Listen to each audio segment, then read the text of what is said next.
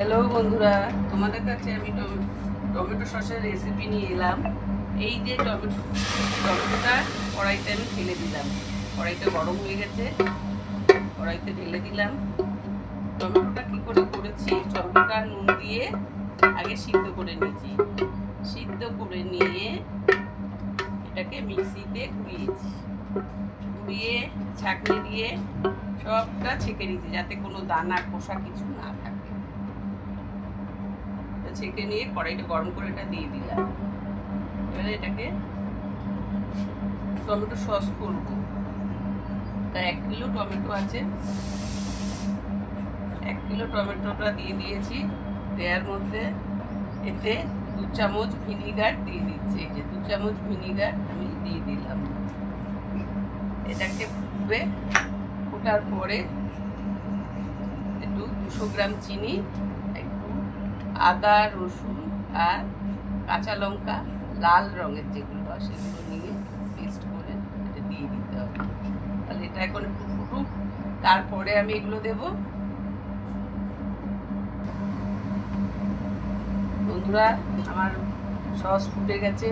200 গ্রাম চিনি আমি দিয়ে দিলাম। এতে চিনিটা তোমাদের নিজের মনের মতন করে দিও। যদি বেশি মিষ্টি খেতে চাও তাহলে একটু বেশি দেবে, যদি কম খেতে চাও কম দেবে, যদি মিডিয়াম খেতে চাও মিডিয়ামের মতো দেবে। এবারে এটা দিয়ে দিচ্ছি। এটার মধ্যে আছে আদা রসুন আর কাঁচা লঙ্কা বাটা। কাঁচা লঙ্কাটা লাল লাল রঙ, এটা দিয়ে দিলাম।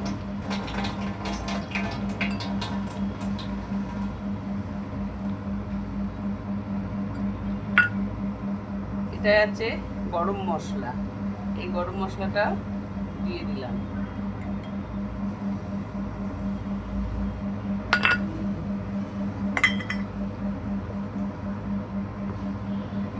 নাড়িয়ে দিই, কারণ রসটা বেশি ঘন করলে পড়তে চায় না, পাতলা পাতলাই করবো রসটা, বেশি ঘন করবো না।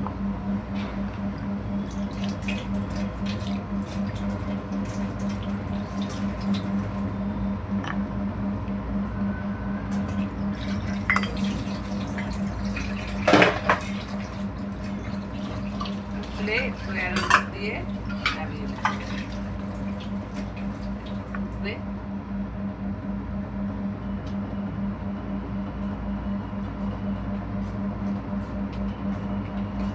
ঢাকা দিয়ে দিই, তাড়াতাড়ি ফুটে যাবে।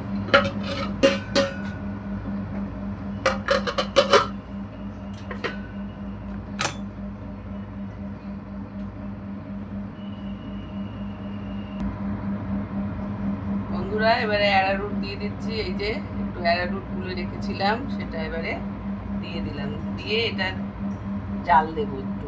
অ্যারারুট দিলে একটু ঘন ঘন থকথক হয়ে যায় না, সেটার জন্য এটা দেয়া।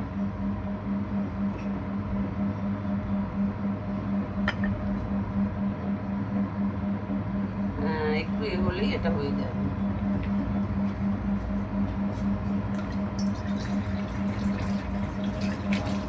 একটু ফুটে গেলেই এটা হয়ে যাবে।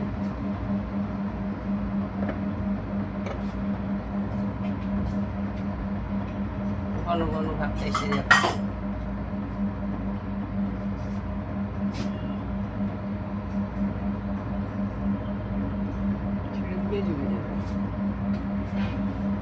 তাহলে বন্ধুরা, দেখে নিলে তোমরা টমেটো সস কী করে বানাতে হয়।